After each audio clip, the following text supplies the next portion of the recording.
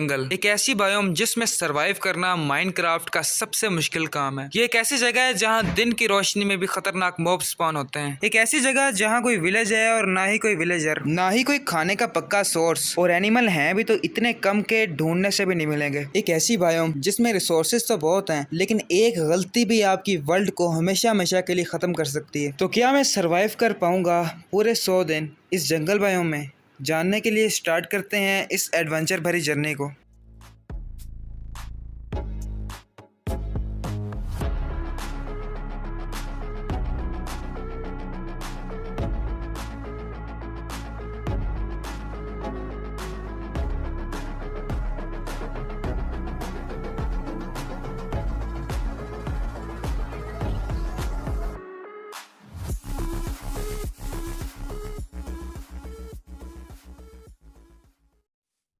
और यहाँ पे मैं स्पॉन हो चुका हूँ एक जंगल के अंदर। एक बात बताना चाहता हूँ कि इस सीरीज में मैं अकेला नहीं खेलने वाला, बल्कि मेंटिस भाई मेरे साथ खेलेंगे।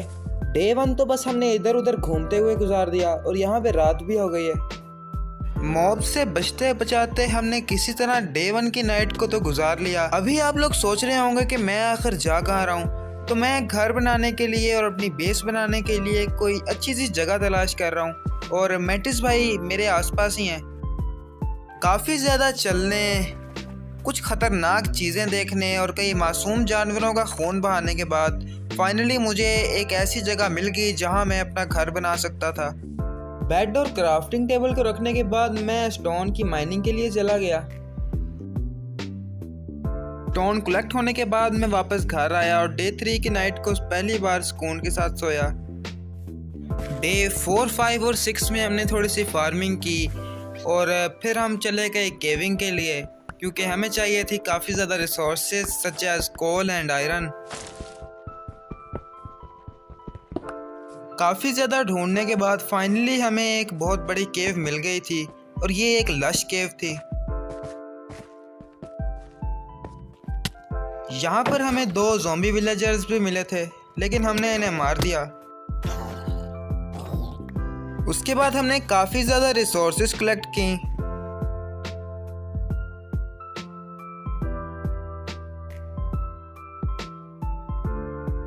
ऊपर आगे मुझे एक और केव दिखी, और इस केव के अंदर हमें एक माइन शाफ्ट भी मिल गई थी। इस माइन शाफ्ट से हमें काफ़ी ज़्यादा डायमंड भी मिले।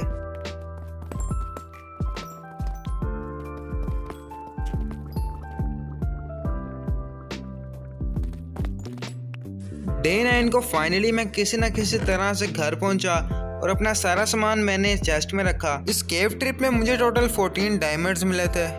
डे 9 और 10 में मैंने काउस ढूंढी। ये जंगल था, इसलिए बहुत ही कम काउस का स्पॉन रेट होता है, इसलिए मुझे ढूंढने में काफ़ी वक्त लग गया। डे 10 से 15 के दरमियान मैंने तो यहाँ पर काउस की ब्रीडिंग करवाई, उन्हें वीट खिला खिला के, और उधर मेंटिस भाई जो है वो शुगर कैन की फार्मिंग कर रहे थे।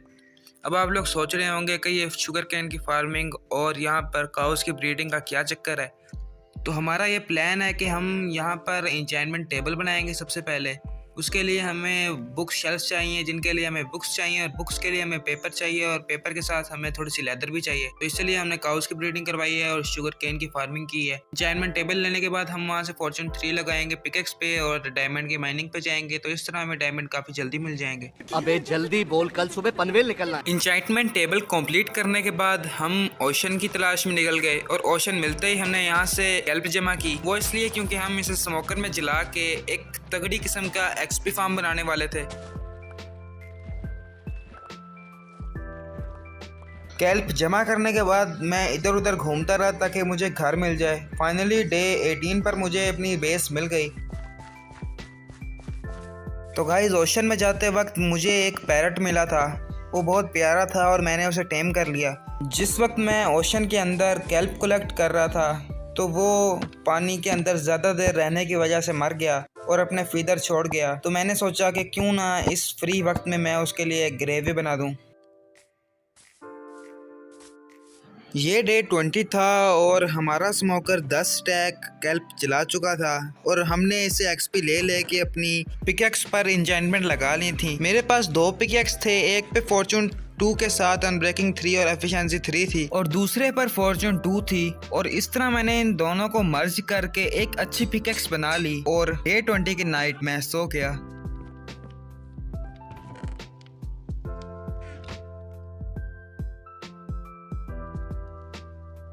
डे 21 पे मैंने अपनी सोर्ड पे इंचेंटमेंट लगाई और डायमंड माइनिंग के लिए चला गया। जाने से पहले मैंने अपने लिए एक आयरन का आर्मर बना लिया और मेंटिस भाई से पहले आयरन का आर्मर बनाने की वजह से मैं अपनी गेम का पहला आयरन मैन बन गया। पता नहीं क्यों, लेकिन मुझे याद नहीं आ रहा कि मैंने आखिर ये सीन शूट किया क्यों था। शायद इसलिए कि मैंने अपना आयरन आर्मर दिखाना था और ये बताना था कि मैं डायमंड माइनिंग पर जा रहा हूँ। डायमंड माइन करना हमारे लिए बिल्कुल भी मुश्किल साबित नहीं हुआ। हमने एक माइन शाफ्ट ढूंढी और उसमें से आराम से फॉर्चून के साथ डायमंड्स निकाल लिए और काफ़ी ज़्यादा रिसोर्सेज भी कलेक्ट कर ली।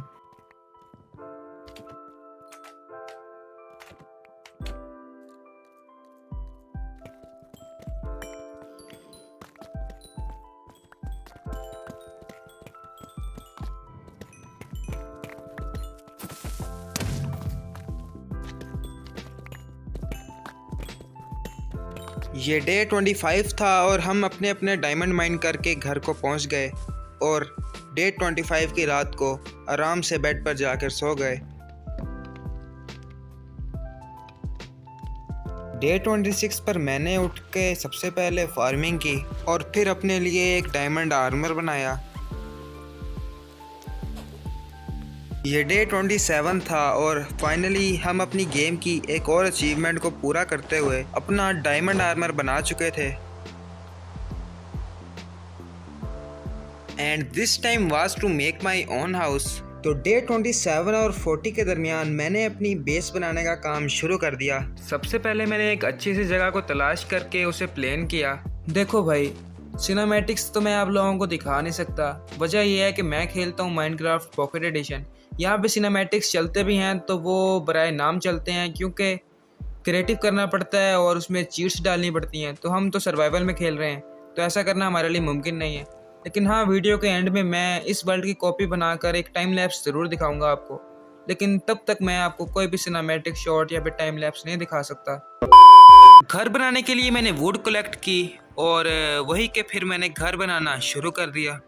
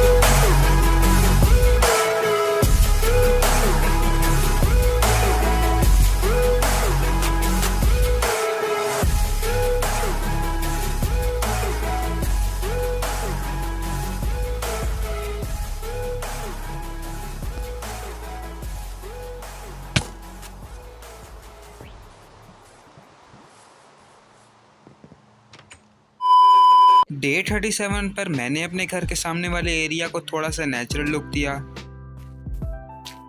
अगले दिन मैंने अपने घर में मौजूद सारे के सारे खाली पॉट्स के अंदर येलो फ्लावर्स लगाए, जिन्होंने मेरे घर की ब्यूटी को चार चांद लगा दिए। एंड देन मैंने बची कुची डेकोरेशन के तौर पर जगह जगह पर वाइन्स लगा दी। ये डे 41 था और हमारा अगला टारगेट किसी न किसी तरह इस जंगल बायोम में एक विलेजर को स्पॉन करना था, और हमने रात को इस अंधेरे जंगल में एक ज़ॉम्बी विलेजर ढूंढने की बजाय एक मॉब फार्म बनाने को बेहतर समझा। तो सबसे पहले मैंने एक प्लेटफॉर्म बनाया। प्लेटफॉर्म बहुत ही ज़्यादा बड़ा था, यही वजह थी कि मुझे बार बार जाकर स्टोन कलेक्ट करना पड़ रहा था। उसके बाद की रिकॉर्डिंग मैं नहीं कर सका क्योंकि मेरी स्टोरेज सारी की सारी भर चुकी थी, लेकिन मैंने इस अरसे के अंदर अपने मॉब फार्म का सारा स्पॉनिंग प्लेटफॉर्म मुकम्मल कर लिया था, और अपने घर के पास वाले लेक के अंदर एक शुगर केन फार्म भी बना लिया था, क्योंकि विलेजर्स के साथ ट्रेडिंग करने के लिए भी तो हमें कोई चीज़ चाहिए थी। मॉब फार्म के ऊपर चढ़ने के लिए मैंने यहाँ पे लैडर्स लगा दी थी, और यहाँ पर वो सारे के सारे स्पॉनिंग प्लेटफॉर्म्स बना लिए थे, जैसा कि आप लोग देख ही रहे हैं। और ये वक्त था अपने मॉब फार्म के ऊपर लीव्स का एक पूरा प्लेटफॉर्म बनाने का, क्योंकि पॉकेट एडिशन के अंदर लीव्स का प्लेटफॉर्म बनाए बगैर मॉब फार्म वर्क ही नहीं करता। और ये सारे के सारे लीव्स हमने खुद कलेक्ट किए हैं, क्रिएटिव से नहीं उठाए।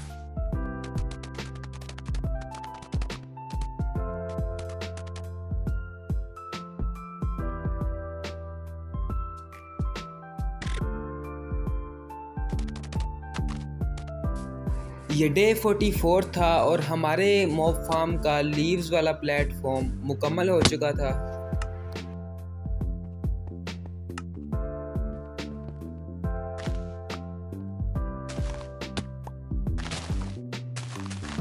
और जैसा कि आप लोग देख रहे हैं, यहाँ पर मॉब स्पॉन होना शुरू भी हो गए हैं। रेडस्टोन वर्क करने के बाद मैंने यहाँ पर डिस्पेंसर और ऑब्जर्वर लगाए।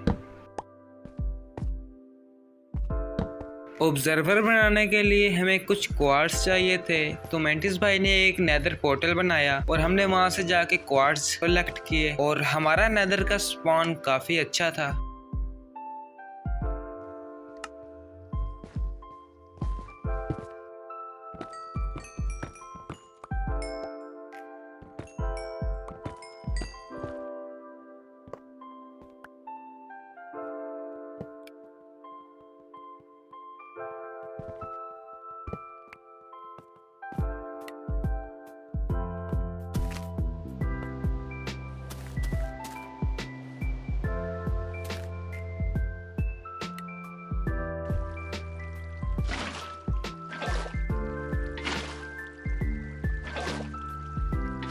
ये डे 49 था और हमारा मॉब फार्म कंप्लीट हो चुका था। अब हमें ज़रूरत थी कुछ ब्लेज रॉड्स की, तो हम निकल गए नेदर के अंदर।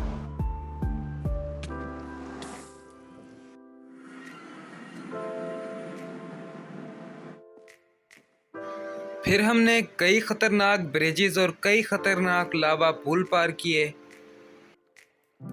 ये डे 50 था और हम नेदर की सबसे ख़तरनाक जगह, जिसे नेदर फोर्ट्रेस कहते हैं, उसमें पहुंच चुके थे। और अब हमारा मुकाबला यहाँ की पीली मधुमक्खियों और यहाँ की काली कांगड़ियों के साथ होने वाला था। तो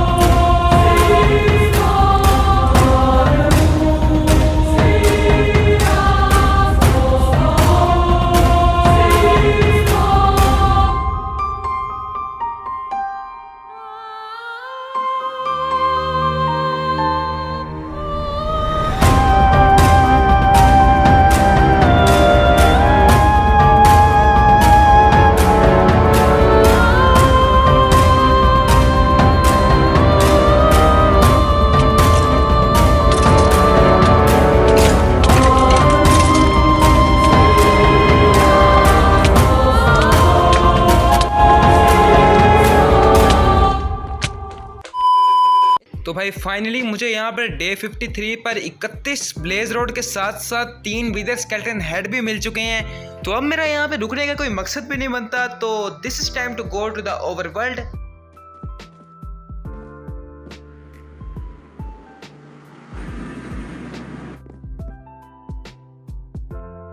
डे 54 में मैंने अपने विदर स्केलेटन हेड्स को यहाँ पर नेदर पोर्टल के ऊपर लगाया। फिर मैंने विलेजर से ट्रेडिंग करने के लिए कुछ शुगर केन को जमा किया और फिर मैं चला गया स्टोन कलेक्ट करने के लिए, क्योंकि अब हम बनाने वाले थे एक ट्रेडिंग हॉल।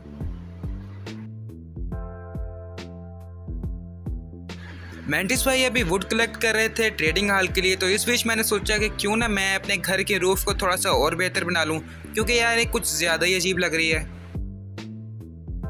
और रूफ पहले से तो अच्छी लग रही थी। वक्त आ चुका था अपने लिए एक ट्रेडिंग हॉल बनाने का।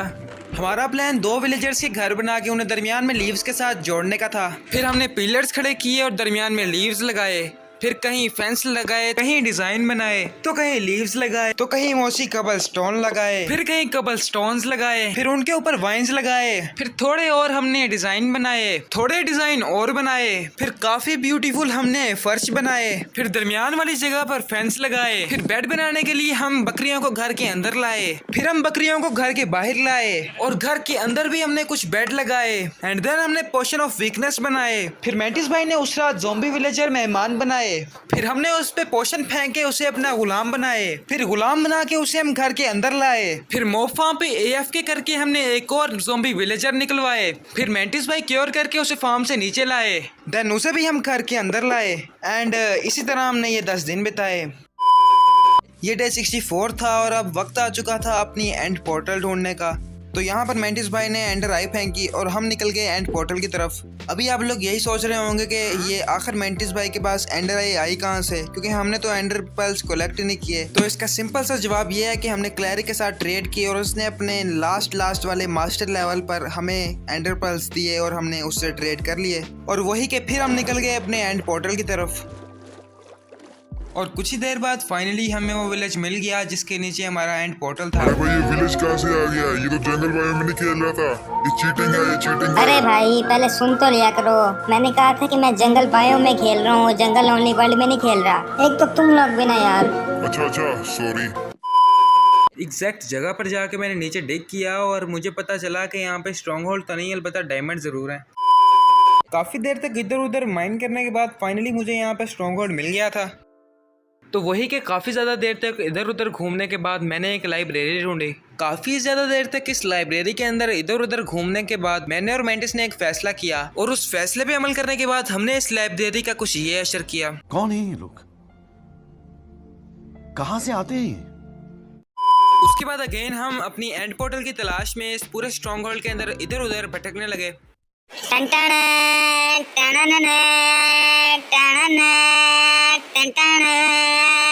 हमको भैया पोर्टल मिला, पोर्टल मिला, पोर्टल मिला। पोर्टल के साथ वाले रूम में हमें एक लाइब्रेरी मिल गई, तो इस लाइब्रेरी के साथ भी हमने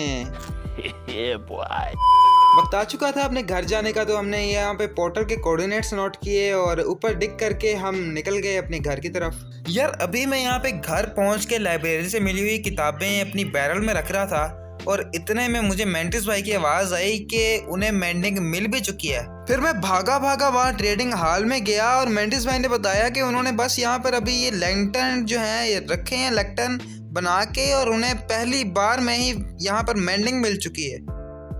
फिर मैंने उस विलेजर को क्योर करने के लिए यहाँ पे एक छोटी सी जगह बनाई एंड देन अगली रात को हमने एक ज़ॉम्बी से कटवाया और फिर जब हमने उसे क्योर किया तो वो हमें सिर्फ 1 एमराल्ड में मेंडिंग दे रहा था, जो कि कुछ ज़्यादा ही अच्छी ट्रेड थी। ये डे 75 था और हम फाइनली सारे के सारी जो मेन बुक्स हैं वो निकलवा चुके थे। Fortune 3, Fortune 2, power 5, Fletcher, mending, protection 4, efficiency 3, unbreaking 2, infinity, aqua infinity and efficiency 5। Books तो हमें मिल चुकी थी, लेकिन यार बुक्स अपने आर्मर पर लगाने के लिए और अपने टूल्स पर लगाने के लिए हमें एक्सपी भी चाहिए थी। पहले हमने वो स्मोकर वाला ग्लिच यूज़ किया, वो कैल्प वाला, लेकिन 1.19 की अपडेट आने के बाद माइनक्राफ्ट वालों ने वो वाला ग्लिच भी ठीक कर दिया। तो अब हमारे पास कोई चारा नहीं है, तो हमें कोई एक्सपी फार्म भी बनाना पड़ेगा। शुरू में केविंग के दौरान मेंटिस को एक स्केलेटन स्पॉनर मिल गया था, तो मैं वहाँ पे गया और मैंने वहाँ पे एक बेसिक सा एक्सपी फार्म बनाया।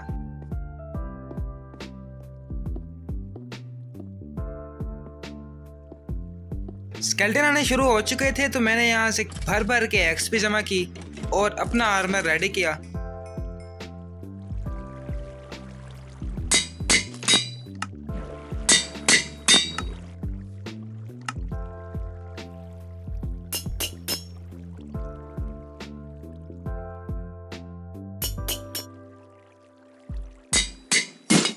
ये डे 78 था और मैं अपने सारे आर्मर और टूल्स पर इंचेंटमेंट लगा चुका था और उन्हें रिपेयर कर चुका था।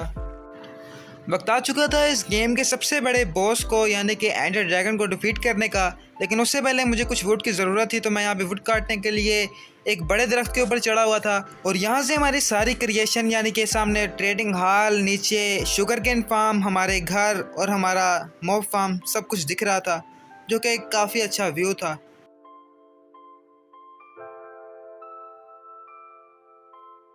डे 79 पर मेंटिस ने सारी की सारी एंडर आइज पोर्टल पर लगाई एंड फाइनली हम कूद पड़े एंड में।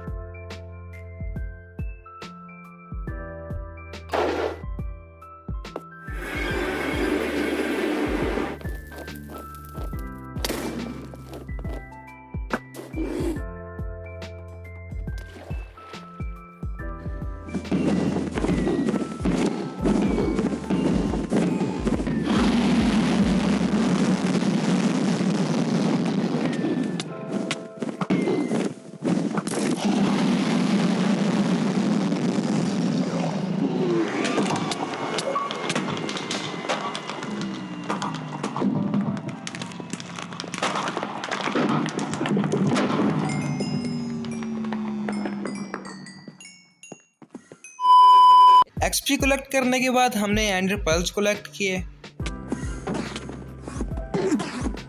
वक्त आ चुका था एंड सिटी लूट कर इलेक्ट्रा लाने का, तो हम इस एंड गेट के पास आए और इसमें एंडर पर्ल फेंका।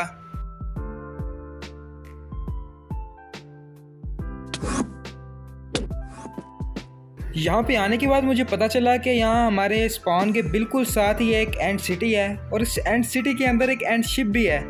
एंड सिटी लूटने के बाद मैं निकल गया सामने एंड शिप की तरफ।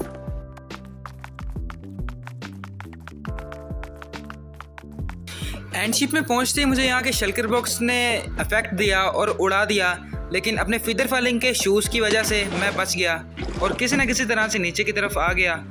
नीचे आके मैंने सबसे पहले यहाँ के शल्कर बॉक्स को मारा और उसके बाद मैंने यहाँ पे पड़ी हुई चेस्ट के अंदर लूट को चेकआउट किया, जो कि काफ़ी ज़्यादा अच्छी थी और इलाइट्रा तो लेना ही था। फिर मैंने काफ़ी ज़्यादा एहतियात से इस ड्रैगन हेड को उठाया। मैंने अपना एक्स्ट्रा और कीमती सामान वहाँ पर एक चेस्ट में रख दिया। मुझे तो इलाइट्रा मिल गया था, लेकिन मेंटिस को अब तक इलाइट्रा नहीं मिला, तो मैंने इलाइट्रा से उड़कर नई एंड सिटी ढूंढने का फ़ैसला किया। और ये फ़ैसला इन 100 डेज़ का सबसे गलत फ़ैसला था।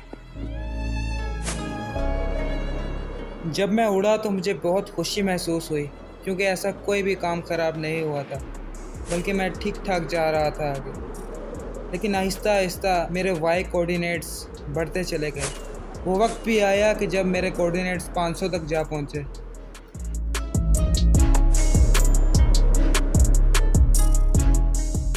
मैं तो जैसे इस काली जगह के अंदर खो के रह गया था।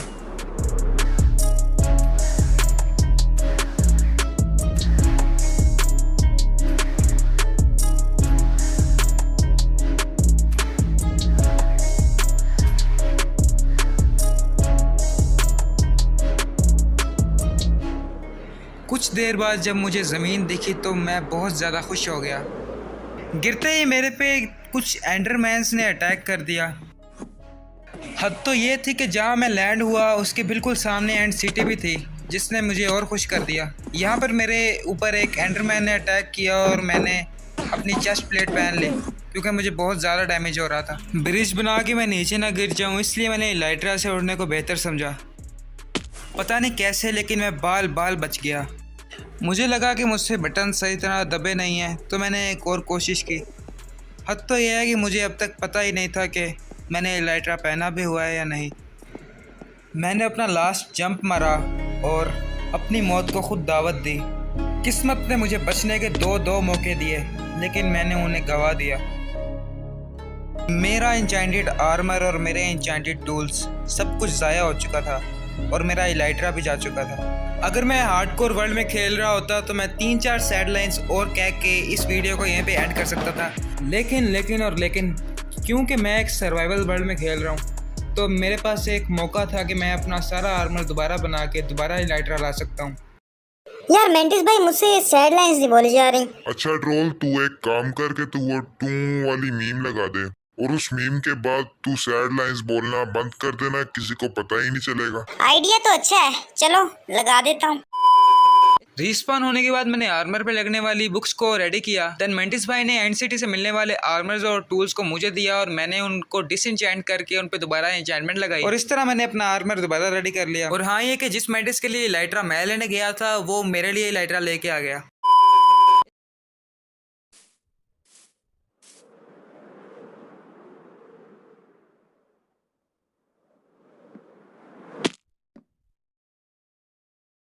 खत्म, बाय बाय, टाटा, गुड बाय, गया। वक्त आ चुका था एक आयरन फार्म बनाने का, तो मैंने काफ़ी ज़्यादा वुड कलेक्ट की। फिर एक अच्छा सा दरख्त देखने के बाद मैंने उसके ऊपर एक स्टेयरकेस बनाई और इस स्टेयरकेस का लुक काफ़ी ज़्यादा अच्छा आ रहा था। फिर मैं इस स्टेयरकेस को इस दरख्त की टॉप तक ले गया।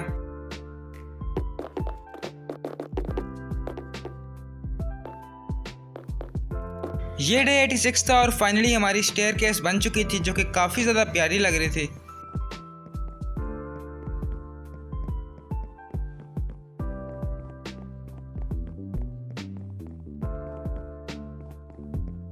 ये दरख्त थोड़ा रियल लगे इसलिए हमने इसे थोड़ा सा नेचुरल लुक दिया। और हाँ, ये कि नीचे से देखने पे अब थोड़ा बहुत रियल तो लग ही रहा था। और पता नहीं क्यों लेकिन हमने ऊपर वाली साइड पर भी वैसा ही किया। मेरे घर से देखने पे इसका लुक ऐसा आ रहा था। थोड़ा और बेहतर बनाने के लिए हमने इसके ऊपर वाले लीव्स वाले प्लेटफॉर्म को थोड़ा बड़ा किया और जिसने इस दरख्त को और भी रियलिस्टिक बना दिया।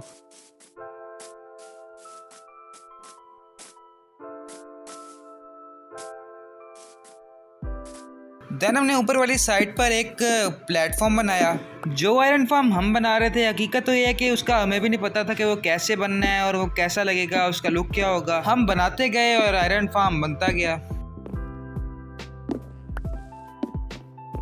देन हमने नीचे बेड्स लगाए और साइड पर लैचिंग टेबल रखने के बाद हमने कुछ पिलर्स खड़े किए। इस आयरन फार्म को हम एक आयरन फार्म के तौर पर नहीं बल्कि एक विलेजर ट्रेडिंग हॉल के तौर पर बना रहे थे। देन मैं ट्रेडिंग हॉल से अपने 2 विलेजर भैया को बोर्ड में बिठाकर लीड से खींचकर इस आयरन फार्म तक ले आया। ये डे 89 था और हम फाइनली इन विलेजर्स को घर के अंदर लेके आ चुके थे। और अब इस आयरन फार्म का लुक मेरे घर से कुछ ऐसा आ रहा था।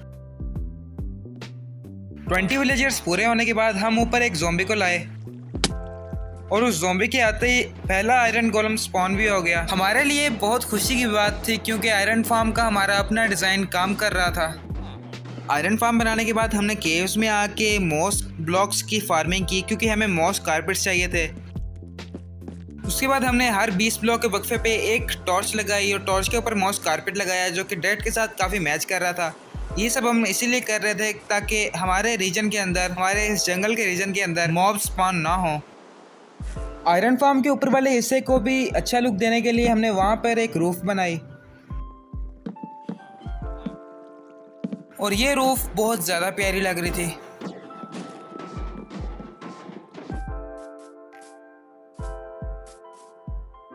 फिर हमने इस दरख्त को थोड़ा और मॉडिफाई किया और नेचुरल लुक दिया। ये डे 97 था और मैं अपनी सारी की सारी डेकोरेशन कर चुका था।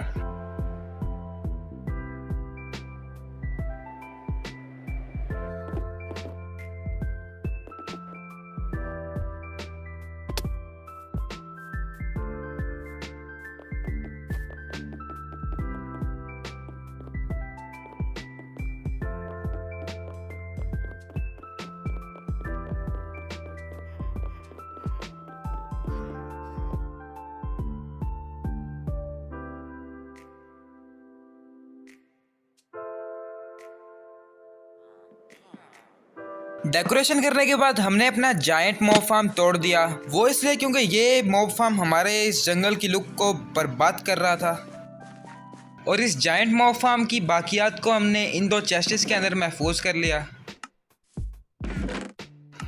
ये डे 100 की नाइट थी और हम अपना आयरन फार्म बना चुके थे, अपने हाउसेस बना चुके थे, ट्रेडिंग हॉल बना चुके थे, मॉब फार्म बना चुके थे, अपने सारे टारगेट्स को पूरा कर चुके थे। इस वीडियो को बनाने में मुझे ऑलमोस्ट 1 मंथ लग गया, तो जितना हो सके इस वीडियो को शेयर करें और वीडियो को लाइक तो कर ही दें। उम्मीद करता हूँ कि मैंने जितनी इस वीडियो पे मेहनत की है मुझे उतनी मेहनत का फल ज़रूर मिलेगा। मिलेंगे आपसे 200 डेज वाली वीडियो में। And okay bye.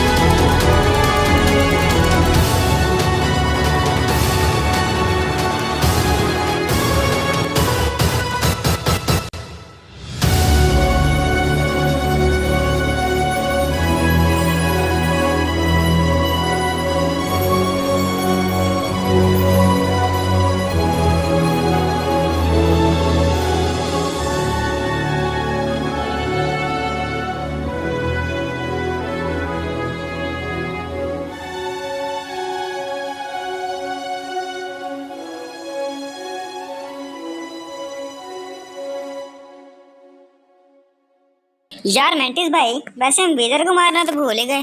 Oh shit यार, चलो कोई नहीं ड्रोल, हम अगली बार मार लेंगे। कौन सा किसी को याद रहेगा कि हमने विदर मारा भी है या नहीं मारा। चलो ठीक है, ये भी सही है।